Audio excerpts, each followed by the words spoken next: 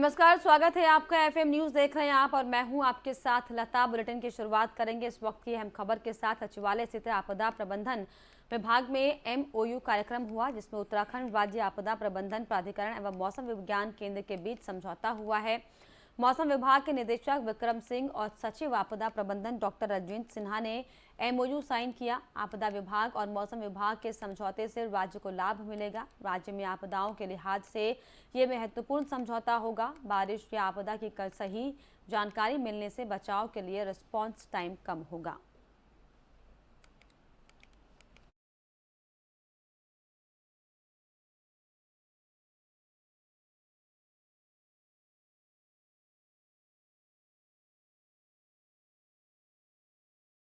उत्तराखंड के high profile Ankita murder case में police जल्द ही कोर्ट में चार्जशीट दाखिल करने वाली है, जिसके लिए सभी साक्ष्य पुलिस के द्वारा जुटा लिए गए हैं।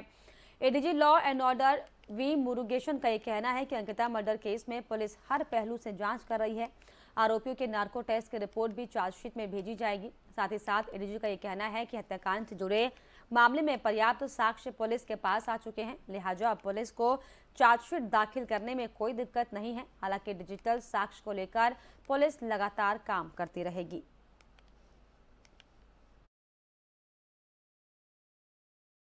देखिए, पूरा इन्वेस्टिगेशन है ना, तो वो उस पर और भी थोड़ा वक्त लग सकता है। डिजिटल एविडेंस वगैरह और भी एनालिसिस होगा। लेकिन हमारा एक मान्यता रहता है कि जब अक्यूज्ड अरेस्ट हो जाता है मर्डर केसेस में, तो 90 डेज के अंदर, जो अरेस्ट हुए उस दिन से 90 डेज के अंदर चार्जशीट करना अनिवार्य होता है। तो वो उसी लिहाज से में हमने इनके जो भी अभी तक जो एविडेंस आ गया है वो बहुत पर्याप्त है, वो हमने फाइल करेंगे। फिर फर्दर इन्वेस्टिगेशन जारी रहेगा, तो वो फिर बाद में जो नार्को होगा या लाइट डिटेक्शन होगा उसका भी रिपोर्ट्स आएगी, वो फिर हमने फाइनल चार्जशीट बाद में करेंगे।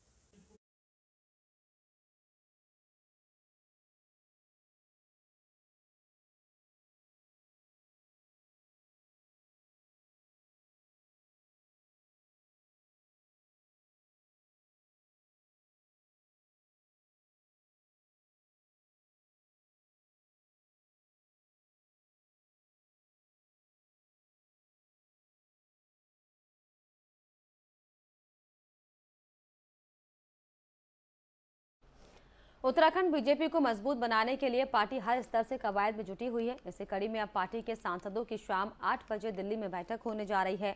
पार्टी के शीर्ष नेताओं के साथ सांसदों की होने वाली बैठक काफी महत्वपूर्ण है। बीजेपी प्रदेश अध्यक्ष महेंद्र भट्ट ने दिल्ली में होने जा रही भाजपा के सांसदों और शीर्ष नेताओं की बैठक के बारे में कहा कि मौजूदा वक्त में लोकसभा चल रही है और ऐसे में प्रदेश के तमाम जो समसामयिक मुद्दों पर सांसदों से बातचीत होगी। इस बातचीत में प्रदेश के जन सरोकारों से जुड़े मुद्दों का निष्कर्ष निकाला जाएगा। इसके साथ ही संगठन से जुड़े तमाम मुद्दों पर भी चर्चाएं होंगी और भविष्य के तमाम कार्यक्रमों की चर्चा और रूपरेखा भी तैयार की जाएगी। हालांकि दूसरी तरफ भाजपा की इस बैठक का ये भी मतलब निकाला जा रहा है कि इस बैठक में दायित्वों के बंटवारे और संगठन के विस्तार जैसे मुद्दों पर भी चर्चाएं हो सकती हैं। क्या कुछ देखिए, एक प्रकार से रूटीन मीटिंग होती है।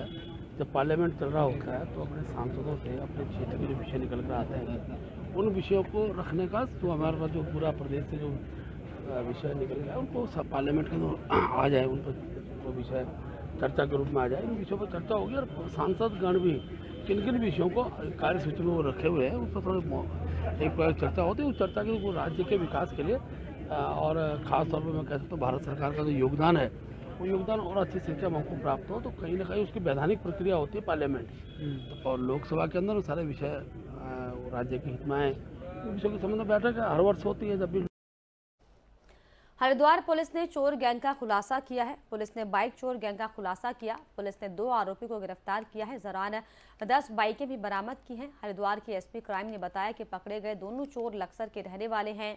बीते 17 नवंबर को रानीपुर कोतवाली के सेक्टर 4 में लगने वाली साप्ताहिक पीठ में खरीदारी करने आए अक्रम बाइक चोरी हो गई थी, जिसका मुकदमा दर्ज करने के बाद पुलिस ने 2 संदिग्धों को हिरासत में लिया है।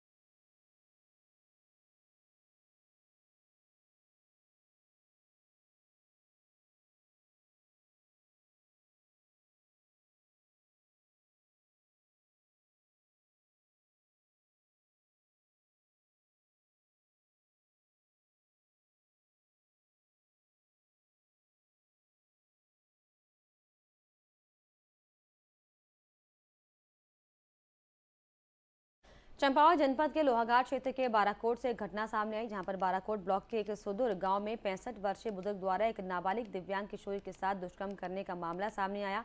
आरोपी पर घटना की जानकारी परिजनों को देने पर जान से मारने की धमकी देने का भी आरोप लगा है। वहीं पीड़िता की मां की तहरीर पर राजस्व पुलिस ने आरोपी के खिलाफ पॉक्सो सहित कई धाराओं में मुकदमा दर्ज करने की बात कही है। वहीं राजस्व पुलिस से मामला रेगुलर पुलिस को ट्रांसफर कर दिया गया। राजस्व पुलिस प्रमुख तहसीलदार विजय गोस्वामी ने बताया कि बाराकोट ब्लॉक के एक सुदूर गांव की महिला ने राजस्व पुलिस में तहरीर दी है कि बीती 4 दिसंबर को उसकी 15 वर्षीय दिव्यांग बेटी के साथ गांव के रिश्ते में मुंह बोले ताऊ गणेश सिंह उम्र 65 द्वारा दुष्कर्म किया गया। साथ ही साथ घटना की जानकारी किसी को देने पर जान से मारने की धमकी भी दी गई है।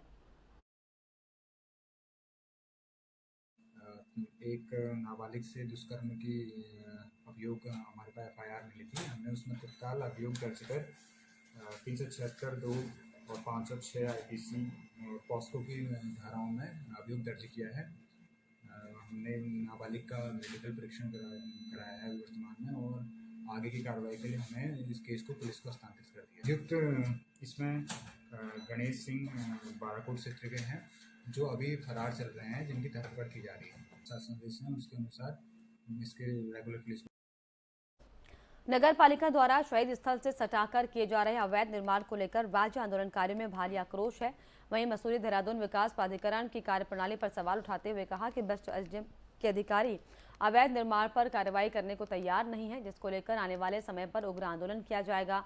मसूरी के शहीद स्थल पर राज्य आंदोलनकारी द्वारा नगर पालिका प्रशासन, सरकार और मसूरी देहरादून विकास प्राधिकरण के खिलाफ धरना प्रदर्शन कर जमकर हल्ला बोला गया।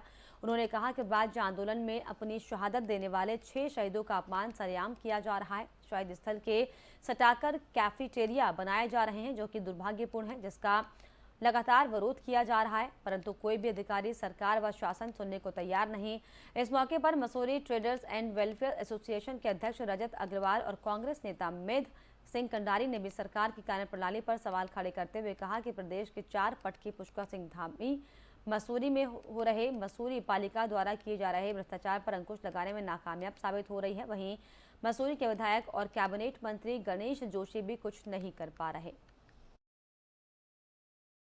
देखिए, ये शहीद स्थल से शहीदों से जुड़ा हुआ मामला है, और ये निर्माण नगर पालिका द्वारा यहाँ पर किया जा रहा है, ये पूर्णतः गलत है, और इसको लेकर सरकार तक अपनी बात पहुँचा दी गई है।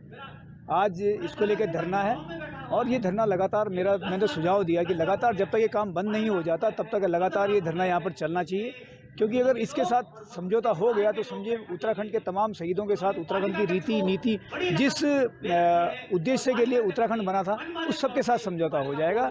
बड़े लंबे समय से ये प्रयास किया जा रहा है कि शहीद स्थल को किस तरह से कब्जा करके और किसी धनाढ़ वर्ग को इसको लीज पे दिया जाए या इसको बेचा जाए, इसका लगातार उत्तराखंड आंदोलनकारी विरोध कर। उत्तराखंड मौसम विभाग ने अपडेट जारी किया है। प्रदेश में अभी अगले कुछ दिनों तक इसी तरह से मौसम जो है शुष्क बना रहेगा, यानी कि फिलहाल बारिश और बर्फबारी के कोई आसार नहीं है। शुष्क मौसम ने लोगों की परेशानी बढ़ा दी है, और छोटे बच्चों और बुजुर्गों के लिए ये मौसम दिक्कतों भरा साबित हो रहा है। बच्चे और बुजुर्ग तेजी से बीमार पड़ रहे हैं, जबकि उम्रदराज लोगों में हार्ट अटैक के खतरे की संभावना बढ़ गई है। मौसम विभाग के निदेशक के मुताबिक अगले 8 से 10 दिन मौसम में किसी भी परिवर्तन के आसार नहीं दिखाई पड़ रहे। वेदर फोरकास्ट की अभी की अगर प्रेजेंट की बात करें तो अभी 8 से 10 दिन तो कोई सिस्टम है नहीं, तो ऐसे जैसे चल रहा है ड्राई रहने वाला है, और जो दिन और रात के तापमान में उसमें थोड़ा अंतर अभी ज़्यादा है। मैं कहूँगा प्लेन्स में खास करो 20 डिग्री 22 डिग्री तक इस तरह का चल रहा है। तो ये कहीं ना कहीं जो बच्चों के लिए या थोड़े एजेड जो लोग हैं उनके लिए सर्दी से इस समय बचना बहुत ज़रूरी है, क्योंकि टेम्परेचर फ्लक्चुएशन बहुत ज़्यादा है, तो बॉडी आपके एकदम जो है उसको आप देखेंगे जैसे हार्ट अटैक्स है, तो इस तरह की जो चीज़ें वो बढ़ती हैं इस समय जो है। वेदर